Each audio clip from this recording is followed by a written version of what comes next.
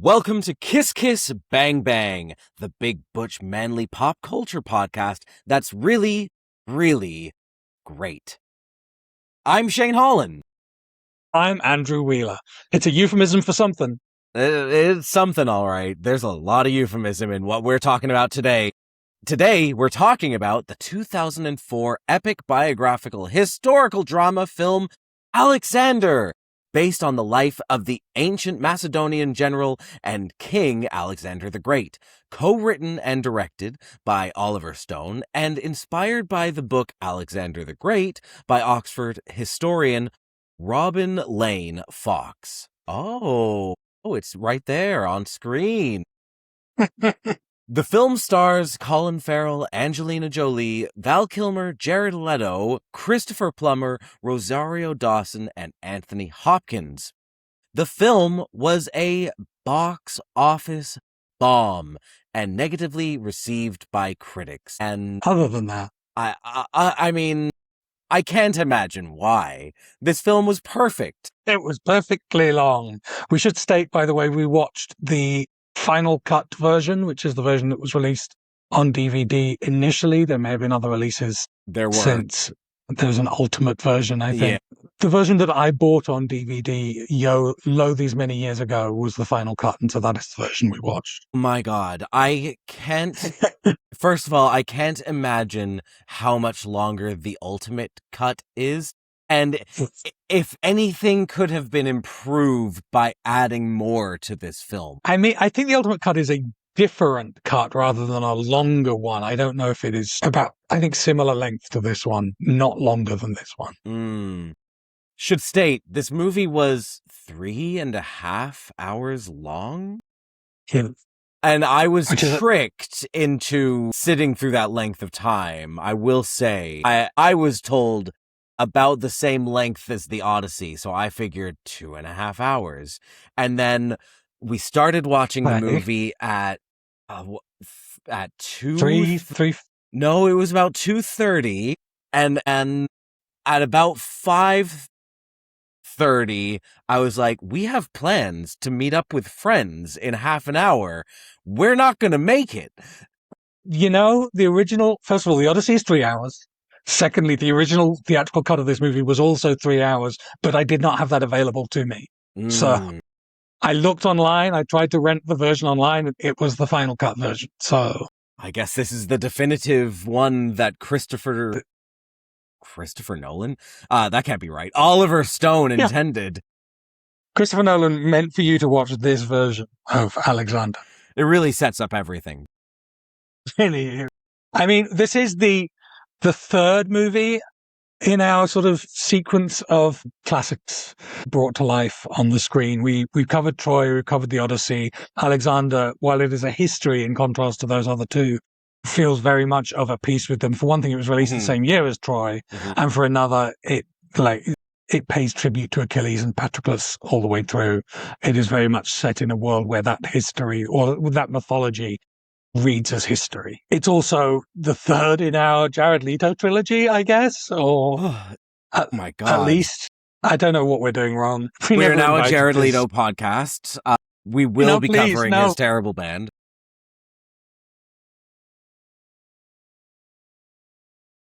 Oh no.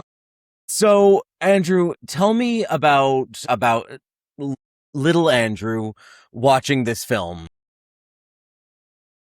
Yes, I was just a wee baby 22 years ago. When I was just a teenager, I did have Robin Lane Fox's Alexander the Great. Not this copy. This is the copy I bought when the movie came out because my old copy had worn to pieces from reading and rereading. All the pages are stuck together.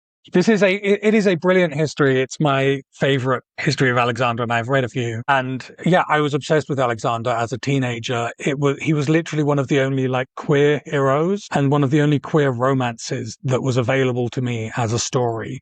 So, and the fact that he was historical and the fact that he was the great, that all fed into an obsession with his character where, I didn't have a heated rivalry. I didn't even have 1% of the type of works that we have available to us now There were no, I'm writing books that I think fill the gap that existed in my life when I was a teenager. So yeah, Alexander means a lot to me. I have read multiple histories. I have got a whole bunch of other books about his battles and his the Osprey book of his soldiers, all of that stuff. I have quite the library. And I was obsessed to the point where when I was at university, when I heard that Oliver Stone was going to be making an Alexander movie, and I wrote him a letter and said, please, if you're making this movie, consider bringing me on. I've read all the books and I would like to be part of the making of this movie.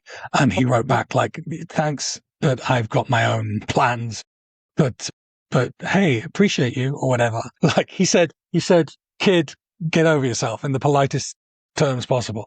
At the time, Tom Cruise was going to play Alexander the Great. And that's why I wrote a letter being oh my God, no, we can't do this. He can't do this. This is going to be a disaster. And hey, I was not wrong. But he ended up casting one of my favorite actors of all time in the role of Alexander instead. And so that felt like it was meant to be. And then the movie came out and it felt oh, okay. I enjoyed the movie more than most people. As an Alexandrophile, I thought it had a lot to recommend it, but also a lot that was going to be difficult for people to get past. And I would say this cut is slightly better in that there was too much unintentional comedy in the original cut. The scene where Hephaestion dies in the original cut, he is shuddering in the background as Alexander gives his little monologue. And the audience that I saw it with burst out laughing at the stupidity of that juxtaposition of Alexander is giving this thoughtful, meaningful speech about where they'll go next on their adventure. Yeah, exactly. Jared Leto in the background is bruh, bruh. So I'll notice on this version, they blur Jared Leto out completely and you cannot see more than a slight tremor. But I do think the battle sequences are genuinely impressive and I think very ambitious. This is a very ambitious film. And I think the fact that they tried to actually recreate the look and the feel, but also the tactics of the army. They tried to convey that on screen, which is why you get all this Macedonia left, Macedonia center, Macedonia right being told to you throughout the battle sequences. They want you to know exactly what the strategy was that was involved. And that's partly because Robin Lane Fox was on the set the whole time that they made the movie. He even made a documentary about riding in one of those army sequences. He was on one of the horses in the armor. So they were absolutely trying to be authentic. On the other hand, it's a movie where all the Macedonians have Irish accents, and that's ridiculous. So I have a complicated relationship with this film. Wow. I feel like I've learned so much about you in that little monologue. Writing to Oliver Stone. I can't imagine the chutzpah it took to presume that you would ever be on that set. Yeah. But have you heard of this young man named Colin Farrell? I had never seen this movie. This, like Troy, came out in my final year of high school, and I guess I just was not there. My life was going in a different direction. I was not going to see gigantic epics in the theater unless they were Lord of the Rings. Man. Even though I love ancient Greek history, I think this just came at a time where I wasn't interested in this. And I also remember hearing how terrible both of these movies were, Troy and Alexander, and that really discouraged me from ever pursuing them. Watching this for the first time, I was pleasantly surprised. It was absolutely way too long, and the minutia, the details of everything was a bit too much. But, he kind of fucks up some of the stuff that we'll talk about later in the episode, but it existed and I wasn't expecting that from this.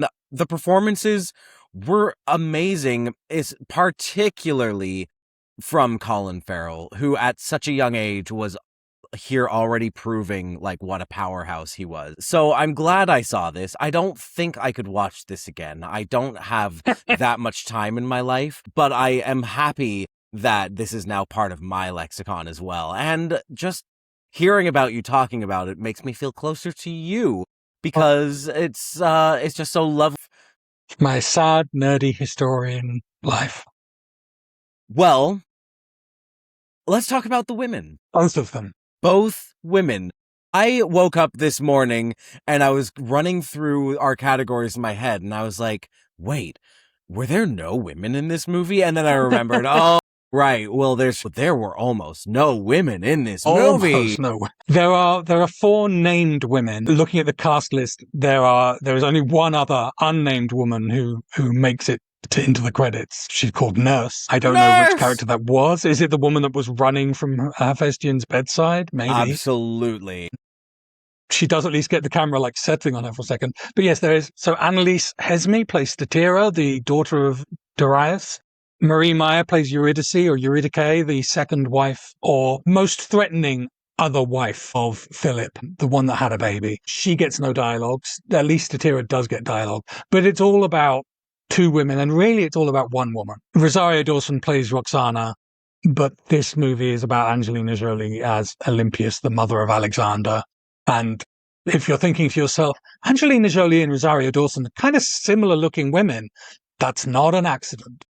And also, if you're thinking to yourself, but Angelina Jolie and Colin Farrell are surely about the same age. She's 10 months older than him. And yeah.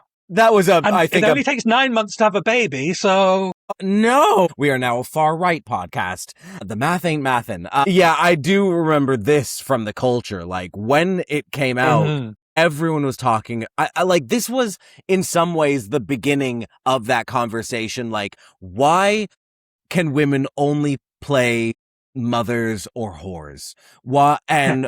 And how come when a woman hits the age of 30, she is no longer eligible to be playing the young pretty part? She must now play the crippled old mother part.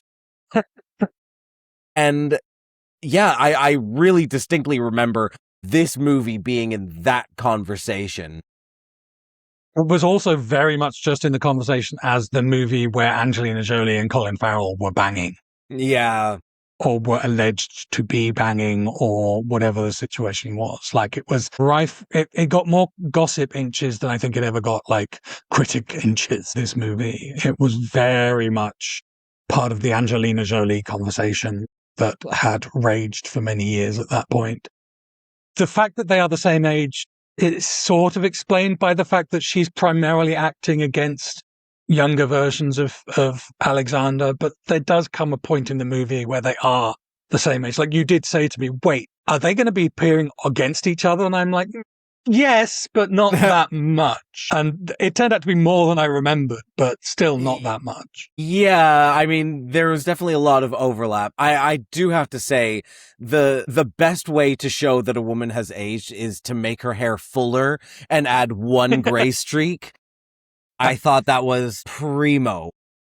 And her makeup was laid on a little thicker. It wasn't that they had put age-up makeup on. They'd just put Mediterranean woman makeup on her. I had an Italian aunt. I know how she did her makeup. Pancake. Yeah, I Angelina Jolie is great, right? And I think she's great in this movie. I also question, how come she's the only one who doesn't have an Irish accent? And you pointed out, well, it's because she's from a different place. And I said, but did it have to be that accent? Was it Italian? Was it Spanish? What was she doing? I don't know, because it doesn't matter. It's not Mediterranean. Relevant to the geography. Yeah, exactly. I am your mother, Alexander. Why you not eat the pasta, Alexander? It was a lot. It was a lot. But she does great. And she is both threatening and caring and vicious and soft, and that is what I would hope Alexander's mother would be. My brother's name is Alexander, by the way, and there's something in there about what I just said, but I'm not willing to examine it. That's your mum. Olympias is a really rightfully fascinating character. She was, I think this movie is accurate in its portrayal of her as a sort of kingmaker figure. Her whole thing was that she was, her first thing was that she was witchy as heck, as demonstrated by the sheer love of snakes that she had. Wearing snakes throughout the film. Wearing snakes. As leg bands. Yeah. Yeah, she was a very witchy woman, and she had an agenda. She wanted to have a son who could be king. And did she prophesy it? Or was she just so determined that she made it happen? Who can say? But yeah, she's a fascinating character, a very political woman. And I think, there were many ways to play this. This way verged a little Maleficent, a little bit Disney villain. Mm-hmm. But hey, it was fun. It was fun. She's vamping the house down boots. Yeah, I mean, this whole movie is over the top, so it didn't feel that this performance was out of place, if that makes any sense. Like, I needed her to be as witchy and villainous as she was, because in some ways it grounded the film. Insane thing to say. Rosario Dawson is also in this, playing Roxana, who is Alexander's first wife, or yeah. And I mean, it's a bit one note. Mm-hmm. She is angry at her husband, and that is the only through line that we have for her character throughout the film. You could make a great supercut of this movie that is just whichever person Alexander is not currently talking to. The person that is cutting side eyes at them, like of his three lovers that get major screen time in the movie, there's always, like, if he's talking to Roxana, then Hephaestion is off on the side going, and if he's talking to Hephaestion, then Bagos will be in the corner being like, like you could do probably an hour movie of just those side eyes. Beautiful work. I didn't care for Rosario Dawson. Didn't care for the character. I thought it was distracting from the main love story. But if it weren't... No, that was Bagoas. So, yeah, no, didn't need her. I love Rosario Dawson as an actor. I think she's stunning. She does get to have a beautiful dance number. She does that beautifully, but she's given nothing else. This is Olympias' movie. I should say my fashion choice today from the wardrobe. Mama. Boy mama. She's a boy mama. She's the ultimate boy mama. This is the boy mama movie. It's dark, honestly. Yeah. But yes, this is essentially when we come to decide whether or not this gets the woman point, we are deciding it on the basis of one woman, and that is Angelina Jolie. But that one woman is Angelina Jolie. Pretty great. You mentioned the dance number, and that was a really fabulous point in this movie. Like moments like that, I mean, the whole movie felt grand and epic, but that in particular was a moment where I was like, this is an Oliver Stone movie, and he does know how to create like beautiful imagery. It was just so buried in there sometimes that little bright moment really stood out to me. Well, that's it about the women, all two of them. Let's talk about the boys. The monkey's paw curse that I got from this movie, that I got to have one of my favorite historical figures played by one of my favorite actors, and it's like, I guess about 2.5 hours of Colin Farrell, because there's a lot of stuff with young Alexander in there. Yes. But of his soulful brown eyes and his quivering lips, but the whole time he is wearing these awful blonde wigs. And Colin Farrell does not have the coloration of a blonde at all. Oh my God. Like, it makes no sense on him, on his skin tone, on like, why did they dye his eyebrows? Plenty of blonde people have dark brows. For goodness sakes, they did not need to do that. Yes, he would have looked a bit like Ken from Street Fighter, but I'm into that. Why weren't they better wigs? This movie clearly cost a ton of money. The wigs looked choppy. They got worse and worse the longer the film went on. Like, the longer that wig got, the more wiggy it got. It was just so off-putting. And I mean... Is the solution to just dye his hair blonde? I think so. Colin Farrell was a blonde for many years, right? I mean, I think he famously, like... No, like... Didn't he dye... I swear, I'm gonna have to look this up. Crisis blonde hair? I think he had a gay crisis. I mean, he gave me one, so... Yes, absolutely. He had some blonde locks for a little while. I mean, I think he had it dyed his hair blonde while making this movie, but the wigs are over the top of that, and this was his gay crisis. Yeah. Making Alexander. Colin Farrell is great. And I think he's great in this film with what he's given. And what he's given is a melodrama. And he does that very well. Like, there are you mentioned the Hephaestion dying scene. And while that's a lovely monologue and improved by the fact that we can't see Jared Leto like shaking in the background, there was something about that whole scene where I was like, no one talks this way. Staring out the window with your boyfriend behind you, who you know is dying, while delivering this great, like, but we will live, and we are kings, and we have each other. And there was just something so, like, stilted about all of the conversation in this movie, all of the dialogue, but he manages to make it work, and you almost believe him. Yeah. And maybe even more importantly than the acting, he's gorgeous. So, my God. Yeah, that body is fine. And yeah. I can't believe I looked away at the most crucial scene in the film when he beds Bagoas and lifts his leg up over the covers and you see his balls and dick hanging down. And yes, I went onto the internet and found the scene so I could rewatch it just to see what I'd missed. Because when you do a podcast, you don't want to miss anything. That is how you excel in this format. So I did the research, bestie. I saw what needed to be seen, and I mean, you get to see his butt in that sequence. That's all I need. But yes, he's lithe, he's lean, he's beautiful. His arms are out throughout the entire movie and never disappoint me. So yeah, before they cast him as Alexander, he was like my dream cast to play Hephaestion. Like, I would have loved Colin Farrell in that role, and I think he would have. I think a meteor Hephaestion role, like Jared Leto, gets very little to do, honestly, in this movie. Thank God. If I were making an Alexander movie at that time, if, say, Oliver Stone had received a letter and had said, you know what, this is what we need. We need a kid with moxie is what we need. And we should do what he says. Finger on the pulse. Yeah. And then I would have been like, yeah, get Colin Farrell to play Hephaestion. But then I probably would have said, get Paul Walker to play Alexander, and it would have been a disaster. So, you know. But that would have been so hot. So hot. And will be the first film to have penetrative anal sex on camera. Oh boy, we can dream, and I will. Yeah, tonight. But no, we get Jared Leto as Hephaestion before he was the Jared Leto we know now, before he was the problem that we know him to be. He is beautiful. He looks great in eyeliner. Yeah.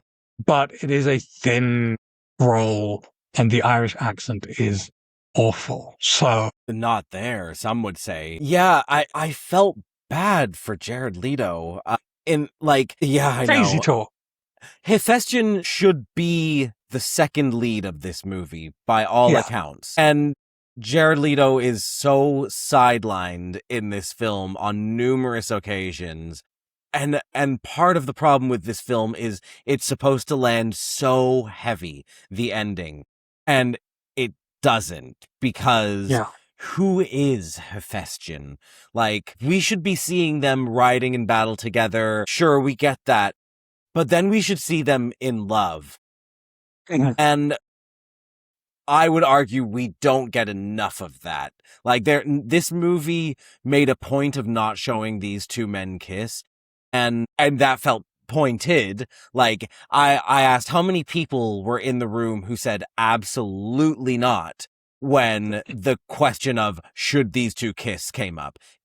In 2004, I'm gonna guess a lot of publicists and directors and producers and studios all said abso-fucking-lutely not will they be sharing a kiss. How much more powerful would this film have been if they had? And everyone had to go out and, on the press tour, Oliver Stone, Jared Leto, Colin Farrell, all had to go out there and say, no, we never even filmed that we should have done a kiss. We didn't film it. It wasn't necessary. And it's pure cowardice across all fronts. Like, this movie, even if there'd been one kiss, just to cement the fact, because I mean, we're getting ahead of our categories a bit here, but One Kiss would have made it all make so much more sense. In the same way that Troy makes no sense as a movie because they degayed it. Yeah. They degayed this one too, but in a very different way. Yeah. Like, ultimately, we'll get into it. We'll get into it. Let's talk about Bagoas. Yes. Now, for the queer point. Oh, wait. I love Bagoas, who is mostly silent and I think has like one line at the end before he disappears into the night. And he is just serving face category, face, side eye, pouty lip, standing there looking at Alexander across the room. Francisco Bosch, it should surprise no one, is a ballet dancer, and that is his pedigree, and also a model. I mean, you just have to be a model if you look that beautiful. Yeah, he's perfect in the role. Yeah, he really is. Yeah, I think Bagoas had some of my favorite moments in the film, and they were just silent moments with Bagoas doing absolutely nothing of substance but existing, and I just appreciated it every time he was on screen. I think I've not read Mary Renault's The Persian Boy, which is the biggest gap in my Alexandrology, is that I haven't read Mary Renault. She wrote a series of novels about Alexander, and I was always like nervous to read them in case they didn't tickle the right itch for me. But I think The Persian Boy is literally about Bagoas, and I should go back and read that book, because to imagine his version of events is a really interesting thing to tackle. Yeah, my God, like, what a dark story Bagoas has. Like, sold into sexual slavery for this king. And did he have to pretend to be in love with Alexander? Absolutely he did. But also, was he in love with Alexander? I mean, I imagine after a decade together, when you're trapped with someone, eventually you start like living together in a way. Yeah, really. This is someone who is very rich and very charismatic, and like the reflected glory of being the rent boy for the richest man in the world. I'll do it. I'll do it. I volunteer as tribute if I have for to. Elon Musk. I just remembered who it was. I'll think about it. There is not enough money in the world. There aren't as many incidental hotties. Yeah. In this movie, there aren't as many as I would have liked. A lot of boys, but not many that like caught my fancy. Joseph Morgan from The Vampire Diaries is in this movie in his early 20s, playing the treacherous general, not the John Rhys Meyers role, which is also the treacherous general. But he does nothing in the whole film. It's insane. When I saw that he was in the cast, I was like, Jonathan Rhys Meyers, how exciting. Yeah. Absolutely loved him in The Tudors, which started, I think, the same year as this, or maybe a few years later. Maybe. And then he's just standing there silent in the background for the majority of the film. And I was like, well, who even is Cassander? Some like snobby little shit who spoke up in class once? I guess. Well, played by a different actor. No, like Cassander is kind of the villain in Alexander's life in the history. He's the one that they think probably killed him, and definitely went on to kill all his like heirs and hangers on. Like, he went to war against Alexander's legacy, but of course that's not in this movie. No. So he's just there to be like, and if you know your history, this guy's a turd. That's 3.5 hours, and we couldn't even allude to that in this film? Yeah, you would think. Interesting. You mentioned Joseph Morgan. Who absolutely beautiful in this film, by the way. Probably all of 21 years old, but so tall and blonde, and naturally blonde. And doing the Lord's work in terms of like scene stealing. Like, he was the villain in this film, reluctantly. Right. And I thought he did a great job. We also have the boxer and model Gary Stretch as Clytus, who I kind of had a crush on at the time, didn't really endure. Yeah. But he's very rugged. Speaking of rugged, Rory McCann, the Hound from Game of Thrones, also in this, Yes. without like pounds of makeup scarring his face. And I always forget that he was pretty woofable when he was young. This is a beast of a man. Yes. Yes. He is quite the piece. I will also shout out Toby Kebbell as Pausanias, who is the servant/soldier who is assaulted by Val Kilmer's Philip and takes his revenge. Toby Kebbell has gone on to many great things, and one of those odd, sexy actors. Like, he has a slightly quirky look about him, but he can sell it. He was Doctor Doom in one of the Fantastic Four movies. Really? Huh. I think so. I'm pretty sure. Am I looking it up? No. No, I think he was in the Michael Jordan one, the Michael B. Jordan one. And Val Kilmer is also in this movie playing a gross King Philip of Macedon. And since we're talking about the men generally, we have the triple threat that is Brian Blessed, Anthony Hopkins, Christopher Plummer, all just popping up in their little roles just to be like, this is a period film. Here I am. Great. Honestly, glad to see them. I mean, bookending this film with Anthony Hopkins, what a day that was for him on set. His speech at the end, like, that was definitely shorter in the theatrical cut, because I was looking at my watch like, okay, come on, Anthony, wrap this up. It's time to go, the film buddy. is over. We've been here for a while now. What more do you need to say? No, my God, we get it. They all died. All right, let's pivot and talk about the music. My biggest complaint about the music in Troy, and somewhat to the same extent The Odyssey, was that, like, songs appeared in those movies that didn't need to be in there at all. Right. And I appreciated in The Odyssey that we were trying to create we were trying to create a facsimile of what the music would have sounded like back then. Yes. In Troy, that was not the case, and we were just like doing full bombast all the way. In this film, we got an Oliver Stone score,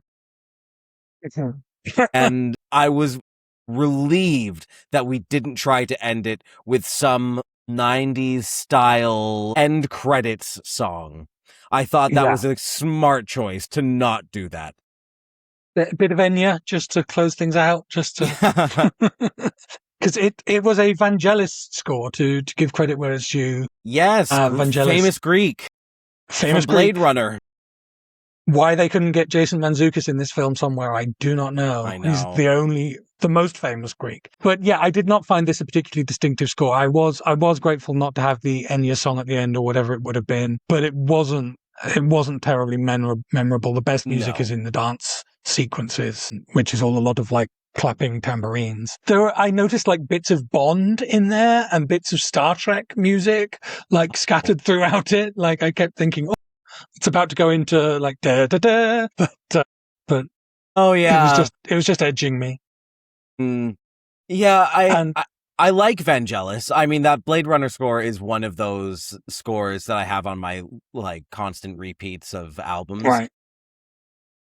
But yeah, there was something underwhelming about this. There's no theme for it, right? There was no hook for the music. Like there was no Alexander's theme. So that every time he came on screen, not that you could pick out, like I needed something bombastic like a Star Trek or a James Bond, some like simple structure that played every time he did something Alexander-y, and it wasn't there, so there was no music to latch onto. Yeah. What we did get, though, because it's Vangelis, we got keyboards and percussion instead of panpipes and wailing, and I'm grateful for that. Yes, thank God, no panpipes. The wailing I would have understood, but the panpipes I can never forgive. Beautiful. Every period film. Let's move on to the fashion. This movie and fashion. Interesting. I mean, it's sumptuous. This movie looks expensive, and it was. Yeah. Their recreation of Babylon, gorgeous. Like Beautiful. that, an incredible location. And I love a lot of the outfits in this movie. Like, I think this movie has a point of view fashion wise, which is what we always look for. And I think the point of view was to go historically accurate, more so than some of the other films we've talked about recently, but also to just go the high end of opulent on everything that they did. Colin Farrell has some incredible outfits. When he's assimilating into Asian culture, has this red and gold outfit that he wears. That sort of it's like perfect for the battlefield, but also for an evening out. Yes, you just And remove the epaulets and you're ready to go. Yeah. Take off the sort of the Poochie style golden credit cards that are all over the front of the dress, and the eyeliner. Wow. Gorgeous. Lot of eyeliner in this film. Lot of eyeliner. Every man has some piece of eye makeup going on, and that is in fashion, so I'm happy to see it. Even the togas in like a lot of the King Philip scenes were so crisp and white and tailored. And like not just a high school theater toga, but like an actual like piece that felt regal in some ways, but also classical. I don't know. It was even simple choices that I thought were really interesting when it came to the fashion. And I think there were cases where, like, there were moments where they could have done something more stylized and they didn't. And it would have looked that lion helmet, for example, yes, that he wears in the Battle of Gaugamela. It could have looked much cooler than it did, actually. Like, it sits sort of like an old football helmet on his head. The skirts are ridiculously short in places and you just see like bulges poking out at the bottom. Yeah. It's like, that's a weird style choice. But I think it's because they were going for accuracy rather than just an effect. And they balanced those two things pretty well for the most part. I'd forgotten about the lion helmet. And yeah, it is a little awkward. And then doesn't he also wear a lion's head on his head at some point? So there's two lion helmets that appear in this film. One is much sadder than the other. He is descended from Achilles on his mother's side and Hercules on his father's side, except that is not his father. His father is Zeus. So, yeah, there's a lot of mythology here that does not get it nearly as well addressed as it should have been. The fact that this movie does not take us to Egypt is something you called out. And I was going to say to you, like, I wish they'd gone to Egypt. I wish they'd gone to Siwa, where he was hailed as a god and made the pharaoh of Egypt. Did we run out of time and money like that? Yeah, they wanted to keep it tight and under budget. I can offer you a list of things we could have cut so that we could have seen Egypt. Like, I wanted so badly to see the moment that he was hailed as a god in this film. And it's alluded to and we talk around it. And we even end in Egyptian Alexandria at the end of the film with Anthony Hopkins in the future. So it's like they had the idea of what it was going to look like, but at some point they just said, no, we can't. Like we truly covered nearly every period of Alexander's life, but that moment. Pretty much. Yeah. Yeah. I mean, there was some stuff from like his late teens that we didn't get into, but yeah, it was the most glaring omission was Egypt. And it seemed apt to talk about it in the fashion section because it would have been stunning. The version of Egypt that we see in the Ptolemy scenes, the Anthony Hopkins scenes, are Greek Egypt. Like that's what Alexander created was Greek Egypt. I think we would have seen something altogether different in a pre-Alexander Egypt. And I wanted to see it, and I was robbed. Yeah. Something we did not talk about in the Troy episode is the fact that a lot of the helmets were made of rubber. That's not a problem here. The helmets here do not flop weirdly when they take them off. Right. Yes, no, but the pieces were correct here. The pieces were correct. But we do have to mention the wigs again, I think.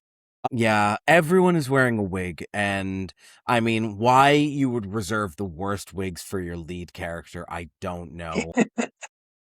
I thought Angelina's wigs were pretty good.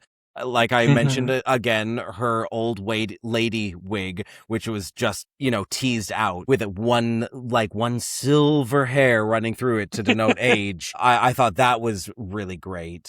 Val Kilmer's wigs were awful, awful. The beard wig that they put on that man was terrible. He couldn't use his own hair. Half his face was like clay. Yeah. And yeah, like 18-year-old Alexander, Colin Farrell, like the thing where they play someone young, so they just give them really a mop helmet hair. Yeah. Like, oh, that's what young people look like. They just have a big old helmet of hair, and then he has to wear like a gold circlet around it, and it's like, no, honey, no, you look like a Kinder Egg or something. It's just simple Jack. Yeah. Oh boy. Okay, it's time.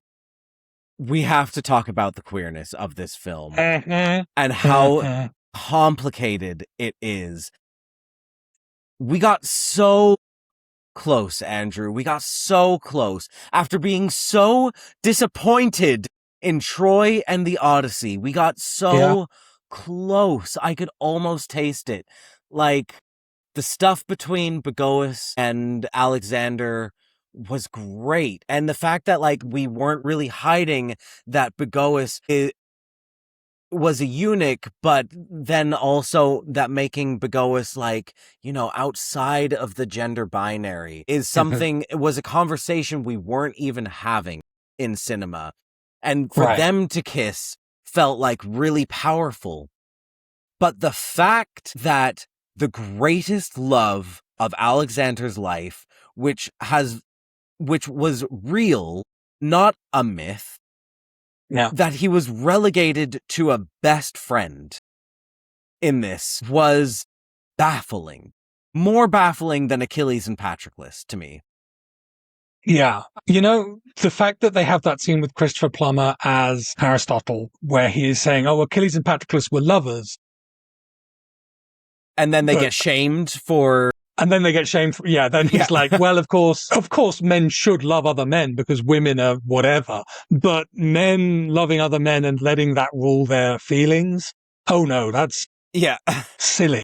That so Achilles honestly felt like the director's point of view. It probably is.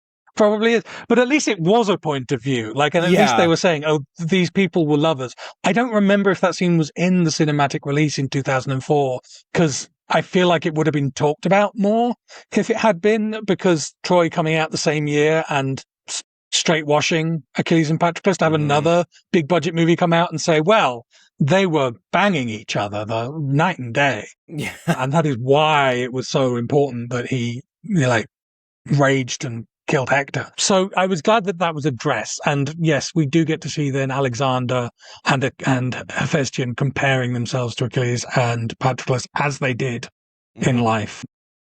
But yeah, best friend zone. It's so weird because the film gets so close to showing us the intensity of their love. It has them talk to each other and saying, I love you more than anything. You mean the world to me. There is a scene relatively early in the movie where they're having this conversation, I think out on a balcony or something. And it's so horny. Like it's a genuinely, and even I who know they don't kiss was watching it being like, but maybe they do. Maybe this time they will.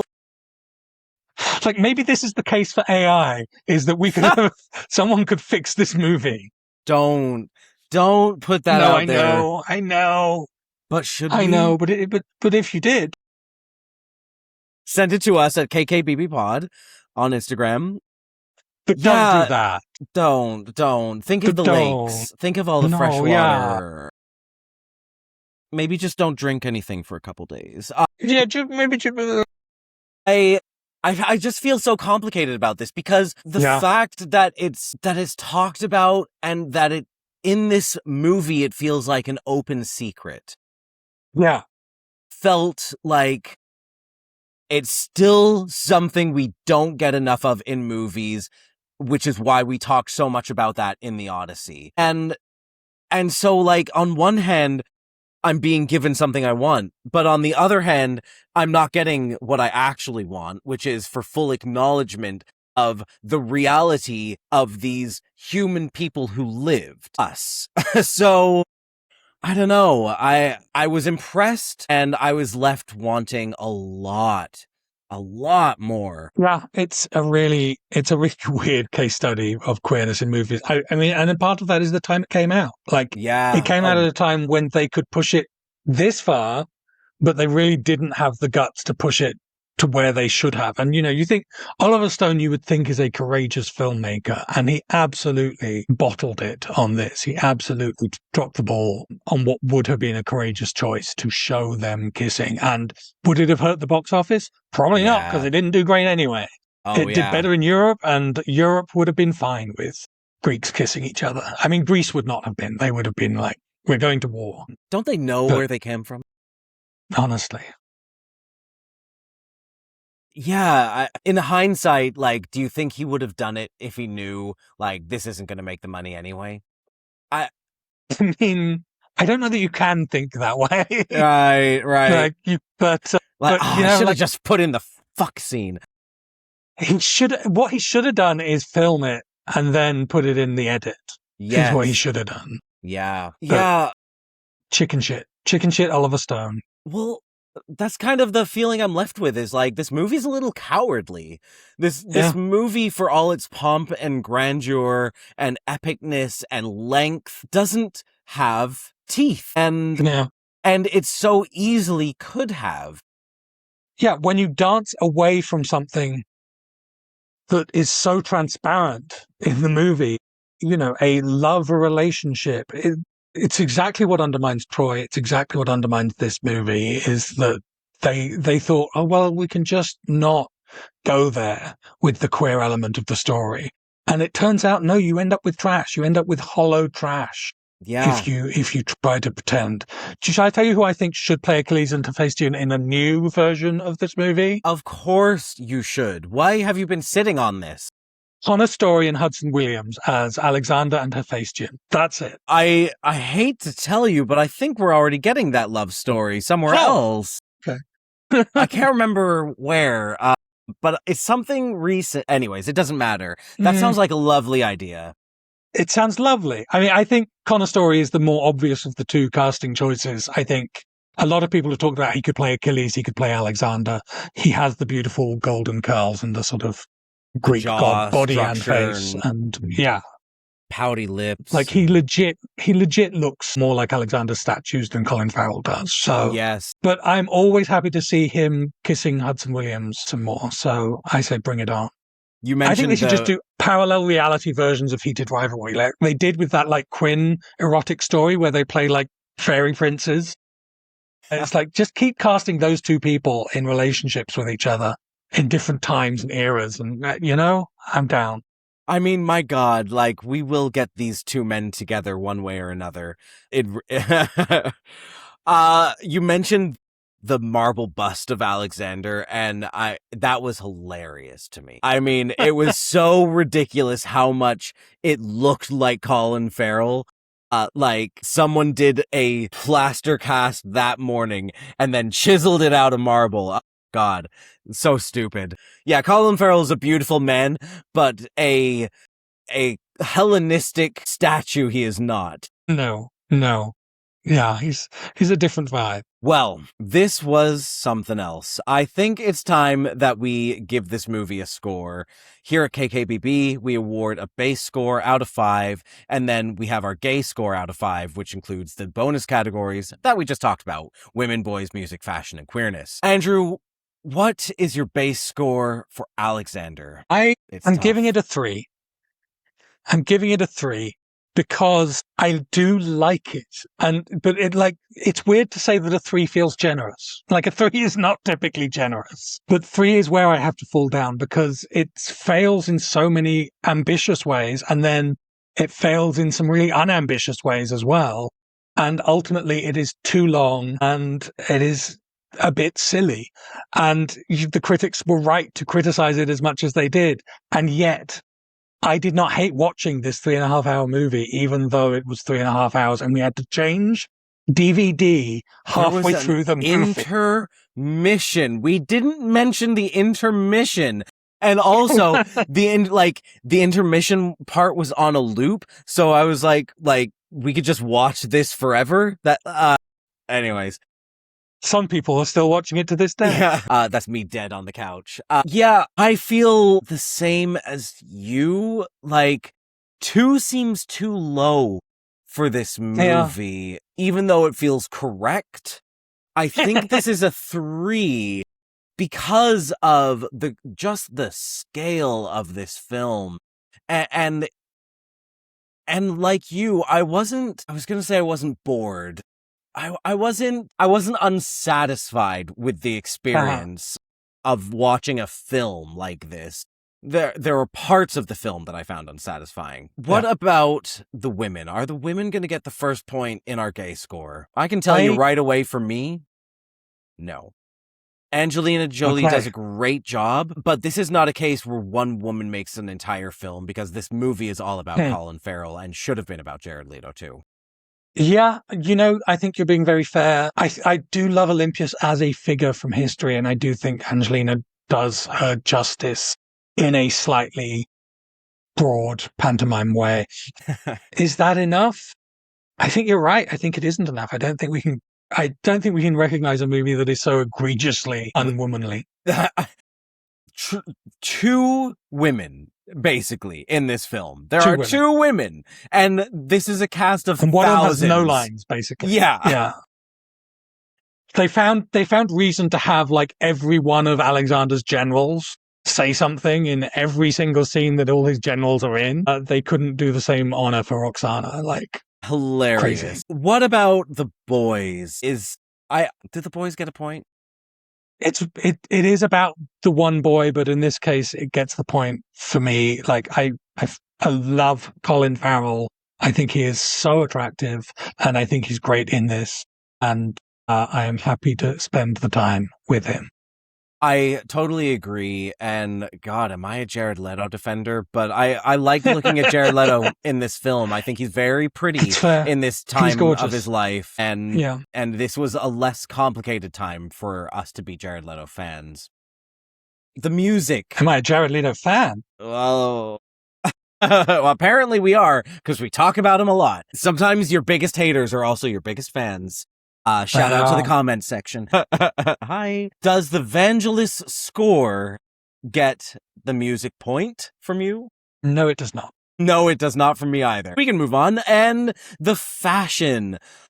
I think I am going to give it a fashion point, because like you said, this movie does have a point of view, and that point of view is opulence, baby.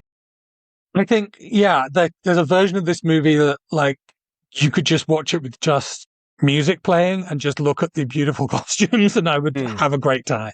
Yeah.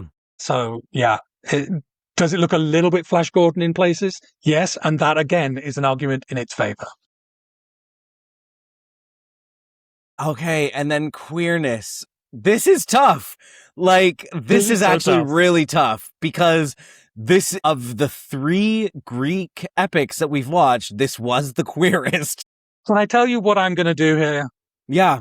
I'm going to give it the queerness point, and I'm going to give it the penalty. That's my answer to this incredibly difficult question of how queer is this movie. Because it has Begos, it has a third gender person in a major role.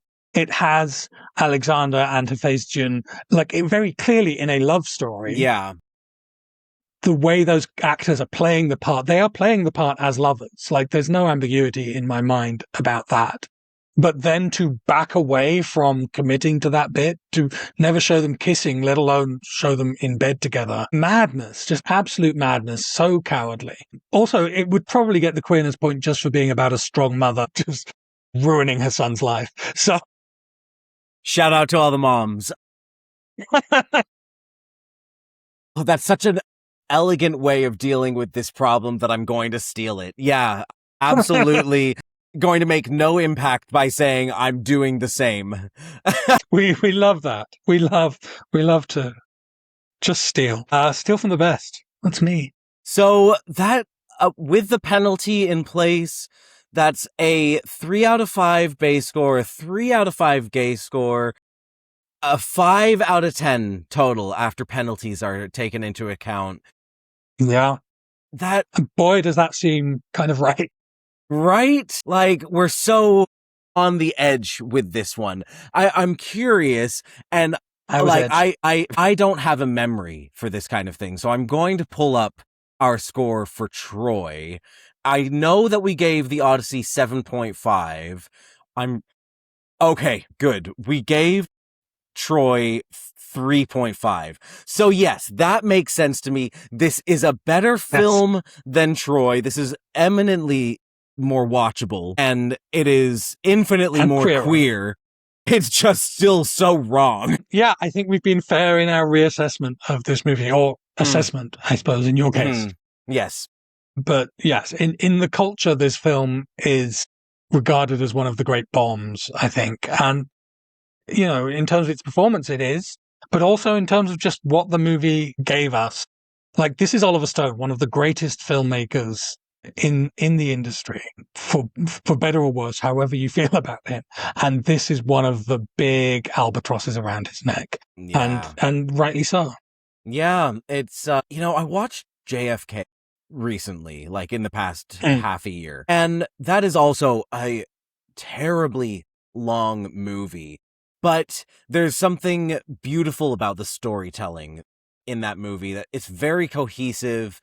It made people believe in theories that are still like unproven. This movie made me less certain about actual recorded history. Yeah. Well, I mean, he's not great on actual recorded history, it has to be said. Like, yeah. He's danced with Holocaust denial. He's Liberties are taken. literally the biggest conspiracy theorist in cinema. So, yeah, let's acknowledge that he is a deeply troubled man and very problematic. Yeah, okay, we can do that. Do I have a favorite movie of his, though? I mean, are you looking up his list right now? I'm just looking at his movies, like Platoon. Yeah, Platoon's great. Natural Born Killers is interesting. He's got a lot of duds, though, honestly. The Doors. I wanted to like Savages because it had Taylor Kitsch in it, but I did not like Savages. I don't know, like if I had to choose an Oliver Stone movie to sit down and watch, I'd choose Alexander because it has something else to offer me. You know what? You might be right. As I'm looking at this list, like, no, it's definitely the George W. Bush biopic. That's the one for me. It could have been queerer, I thought. Yeah, really missed the part where he and Dick Cheney made out, and then Dick Cheney shot a man in the face. Well, if you enjoyed this video, please be sure to check out the rest of our Greek epics, including pictures of, who did we just do? Tom Holland. Tom Holland.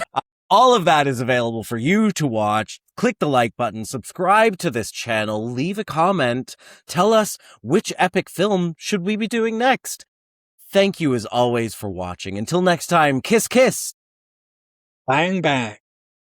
If you enjoyed this video, please click the like button and subscribe to this channel. You can follow Kiss Kiss Bang Bang on Instagram, TikTok, Blue Sky, and Letterboxd at KKBB Pod, or email us at kisskissbangbangpod@gmail.com. Kiss Kiss Bang Bang is recorded in Toronto on the traditional territory of many nations, including the Mississaugas of the Credit, the Anishinaabeg, the Chippewa, the Haudenosaunee, and the Wendat peoples.